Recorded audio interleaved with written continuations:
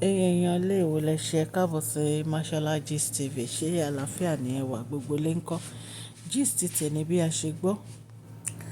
Wọ́n ní kábíyèsí dúpẹ́ lọ́wọ́ Queen Naomi fún akitiyan wọn ní orí bọ́ọ̀wọ̀ èyí tí wọ́n gbé wá sí ilé Ifẹ̀. Ẹ̀yin èèyàn lé, èyí náà mọ̀ pé Queen Naomi wọ́n ní Wings Foundation èyí tó jẹ́ pé NGO. Wọ́n ní àwọn international NGO, wọ́n ní wọ́n award 2 borehole fún wọn. Wọ́n ní wọ́n dẹ̀ gbé borehole yìí wá sí ilé Ifẹ̀. Wọ́n ní ìgbà tí wọ́n ń ṣe ayẹyẹ ìgbọ́mọwọ́nú palace, wọ́n ní ṣe ni àǹtí wa church wọ́n ní ṣe ló ná àwọn èèyàn ní 500 naira. Wọ́n ní kábíyèsí ní pé ó wá gbé rẹ̀ sí orí kámẹ́rà. Wọ́n ní kábíyèsí ní pé afẹ́fẹ́ yẹ̀yẹ́ ti pọ̀ jù, ó like kó máa ṣe show off. Wípé instead gbogbo nǹkan tó ń ṣe kó má ṣe láṣehàn.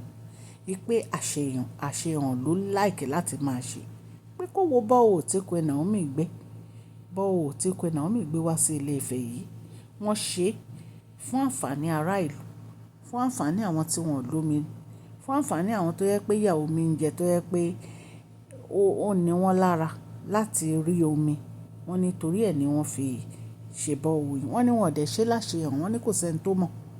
Wọ́n ní àìmọye nǹkan ni Queen Naomi máa ń ṣe tó yẹ pé wọ́n á kàn ṣe tí ò ní sí ẹni tí ó mọ̀ tí wọ́n ò ní gbé fídíò rárá.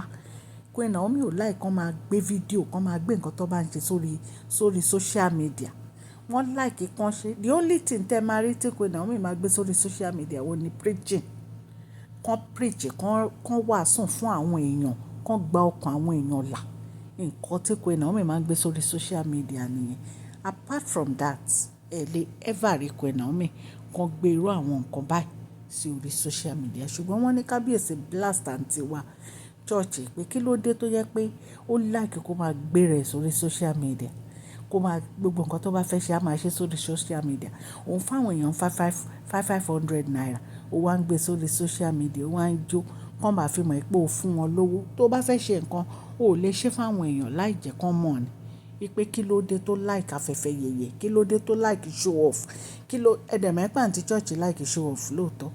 Ẹ̀yin èèyàn lé nǹkan tí a gbọ́ nìyẹn o.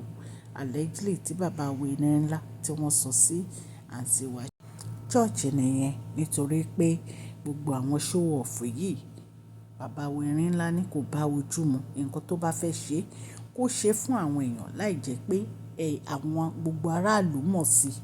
Wípé Queen Naomi ń jèrè ọkàn, Queen Naomi ń gba ọkàn là, Queen Naomi ń ṣàánú àwọn èèyàn, kò sí èèyàn kankan tó mọ̀. Gbogbo àwọn tó ń fún scholarship kò sí èèyàn kankan tó mọ̀. Gbogbo àwọn tí wọ́n ń fún lóúnjẹ kò sí èèyàn kankan tó mọ̀ sí.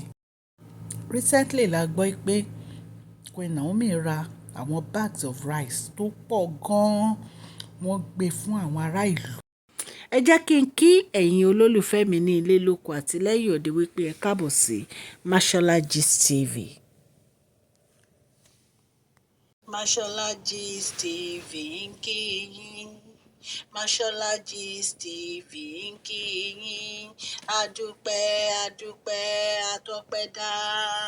Mashola Gist TV ń kí yín. Mashola Gist TV ń kí yín o. Ó ní ẹ ṣé o lọ́wọ́ ọkùnrin, lọ́wọ́ obìnrin, lọ́wọ́ ọmọdé, lọ́wọ́ àgbà. Lórí gbogbo bẹ́ẹ̀ ṣe ń comment, tẹ́ ń like, tẹ́ ń share. Adúpẹ́ ní ọwọ́ gbogbo yín. Mashola Gist TV ń kí yín. Ẹ̀yin olólùfẹ́ wa ẹ káàbọ̀ sí Mashola Gist TV. Ṣé àlàáfíà ni ẹwà gbogbo lè ń kọ́? Orúkọ mi ni Mashola kò yí padà. A máa ń sọ̀rọ̀ nípa celebrity gist, royal gist, politics àti gbogbo nǹkan tó ń ṣẹlẹ̀ ní agbègbè orílẹ̀-èdè bàbá wa ní ilẹ̀ Nàìjíríà. A ń sọ̀rọ̀ nípa celebrity gist, royal gist, politics àti gbogbo nǹkan tó ń ṣẹlẹ̀ ní orílẹ̀-èdè wa. Ẹ̀yin èèyàn lè tẹ́ bá ti subscribe, ẹ tẹ notification bell, kẹ́ ẹ subscribe so that a bá ti post any gist ẹ máa rí.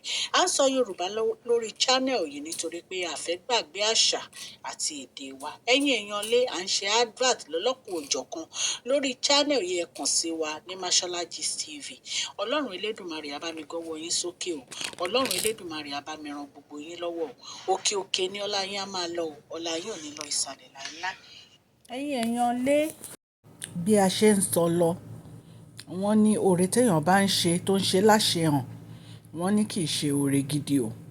Wọ́n ní kò dẹ̀ jẹ́ ìtẹ́wọ́gbà. Wọ́n ní torí pé oore téèyàn bá ń ṣe ní bòńkẹ́lẹ́ òun gangan ni ó jẹ́ oore gidi níwájú Ọlọ́run ọba. Nítorí ẹ ni kábíyèsí fi blast àǹtí wa church pé kí ló dé tí àǹtí wa church like àṣehàn. Kí ló dé tí àǹtí wa church ń ṣe gbogbo nǹkan tó ń bá fẹ́ ṣe láṣehàn fáwọn èèyàn. Wípé kí ló dé tí àǹtí wa church ò lè ṣe nǹkan láì ṣe pé wọ́n gbé sórí social media. Wípé kán máa fi ìwà Queen Naomi kan máa fi ṣe àríkọ́gbọ́n. Wípé bí Queen Naomi ṣe wà yẹn kò sí nǹkan tó fẹ́ ṣe fáwọn èèyàn. Àwọn ò kí ń mọ̀ ńgbà mí. Later làwọn máa ń mọ̀. Wípé kì í ṣe pé wọ́n ń ṣe, wọ́n á máa sọ fáwọn ẹ pé kábíyèsí mo ṣe báyìí pé rárá o. Wípé ṣùgbọ́n ìwà tí àǹtí wa church ń wù, wípé ìwà yìí ó ti bàjẹ́, ó ní láti change. Ẹ̀yin ará ilé allegedly bá ṣe gbọ́ nìyẹn. Ẹ dẹ̀ mọ̀ wípé kábíyèsí tí wọ́n bá rí nǹkan, wọ́n á ṣe bí ẹni pé wọ́n ò rí ni. Ṣùgbọ́n gbogbo nǹkan tó ń ṣe pátápátá ní inú palace yẹn ni bàbá Erin ńlá ń rí. Wọ́n dẹ̀ mọ ẹni tí ìwà ẹ̀ dá yàtọ̀ sí ẹni tí ìwà ẹ̀ ò dá. Ẹ̀yin ará ilé, a dúpẹ́ fún gbogbo àtìlẹ́yìn yín lórí channel wa. Gbogbo bẹ́ẹ̀ ṣe ń support, tẹ́ ń share, tẹ́ ń like, tẹ́ ń comment, gbogbo ẹ̀ la rí. Ẹ̀yin old subscribers, ẹ ṣeun. Ẹ̀yin new subscribers, a dúpẹ́ gbogbo yín la kí, a tún ọpẹ́ dá. Gbogbo nǹkan tí ẹ bá ń dáwọ́lé a máa yọrí sí rere o. Àánú Ọlọ́run kò ní fi yín sílẹ̀ o. Òkè òkè ni ọlá yín á máa lọ. Ọlá yín ò ní lọ ìsàlẹ̀ láíláí. À ń ṣe advert fún Collection Center Store. Ẹ̀yin èèyàn lé.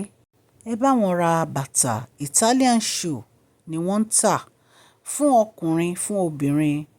Wọ́n ń ta palm, wọ́n ń ta slippers, wọ́n ń ta shoe, wọ́n ń ta sandal. Ẹ kàn sí wọn ní collectioncenterstore@gmail.com. Àwọn bàtà tí wọ́n ń tà, àwọn bàtà tó jiná ni tó jẹ́ pé ẹ lè wọ̀ tó máa pẹ́ pẹ́ pẹ́ pẹ́ pẹ́. Kò ṣe bàtà tó jẹ́ pé tẹ́ bá ti wọ̀ láàárín oṣù kan á gbẹ́nu kọlẹ̀. Àwọn bàtà tó jẹ́ pé ìtẹ̀lẹ̀ ó jiná ni.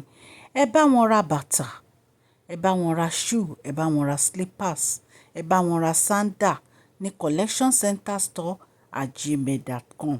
Ẹ kàn sí wọn. Bẹ́ẹ̀ náà ni à ń ṣe advert fún Royal Beauty and Goods Store.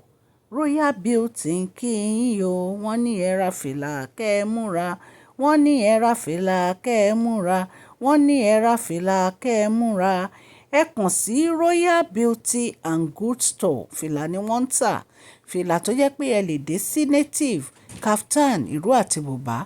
Gbogbo ẹ̀ ni wọ́n ń tà. Tó jẹ́ pé tẹ́ bá ti gbé sórí ẹ̀ ní láti wé gèlè rẹ́gí ló máa ṣe. Ẹ kàn sí Royal Beauty and Goods Store. Ẹ bá wọn ra fìlà. Mo dúpẹ́ lọ́wọ́ gbogbo etí tó ń gbọ́ mi ò ní ilé lóko àti lẹ́yìn odi. Ọlọ́run Elédùmarè ọba aláàánú á ṣàánú fún gbogbo yín o. Òkè òkè ni ọlá yín á máa lọ o. Ọlá yín ò ní lọ ìsàlẹ̀. Please share this video, like and subscribe. God bless you all.